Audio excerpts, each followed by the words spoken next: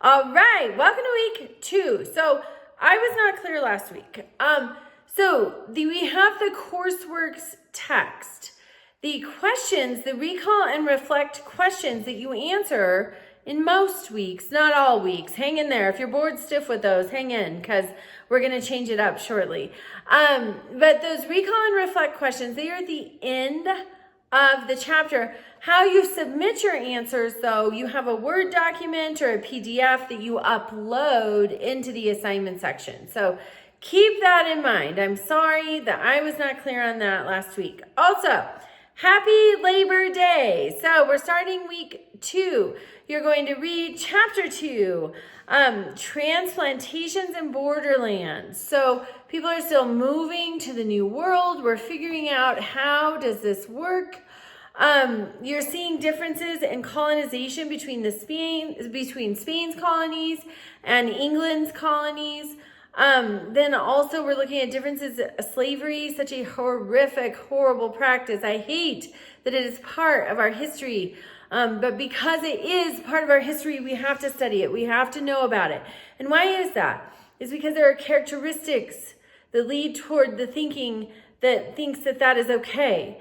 And so as we study those characteristics, then we can notice, are these characteristics evident today? And if they are, we can be part of the solution. We can be part of the prevention. So always when you are studying history, you must stay up on current events. You need to have 2 news sources at least that you consult regularly.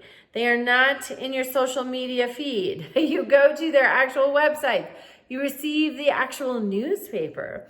Personally, I love the New York Times because always on page 2, there's the Tiffany's ad. I always thought that was so beautiful and fun. The Wall Street Journal has some great ads too. Also has some great op-eds. Our current Secretary of Health and Human Services, RFK Jr., once upon a time regularly wrote op-eds. So those are good pieces of information. I love things I can hold. I think that tells you about my age. I'm 50. So I like things I can hold, paper I can take notes on. I read books with pages in print. I don't read them on any device. My news, I love it in print. But today, everything's so immediate. So you might have some reputable news sources that you just bookmark in your internet. That might date me too. But anyway, be consulting reputable news. Also, I recommend that you limit your social media time during the semester. Just let's get some truth in there. Let's learn how to do the work to get some information, That's my plug. All right, so this week you are checking out, you're reading chapter 2. Read chapter 2.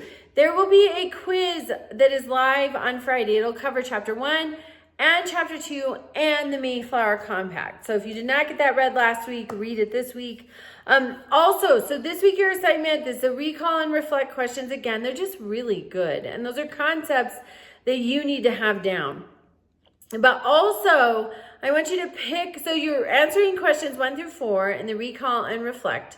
Then I want you to pick something of interest to you in either chapter 1 or chapter 2. Something of interest to you, and I want you to do a search and find something scholarly. It can be a person from chapter 1 or chapter 2. It can be an event. It can be the Mayflower Compact. It can be any number of things. Anything that's in chapter 1 and chapter 2. I want you to conduct a search, and I want you to find something scholarly. So this is not Wikipedia. This is not history.com. It's not from an encyclopedia. I want something scholarly that's written by a historian. So when you find something that you think is scholarly, then you Google the name of the author, right? And you find out, do they have a PhD? Do they have an MA? What do they have? They need to at least have a master's degree in history or political science or government or constitutional studies, something like that. But you're finding something that's written by a scholar, an academic, a nerd, right? Like me. And then you're comparing it to what you've learned in the text. Because just because something is in a textbook doesn't mean that's the only take on it. It doesn't mean that that's the absolute authority on it either. So I just want to inform your learning a little better. So that will be something you do. Reach out with questions. I'm going to spell it out in the assignment.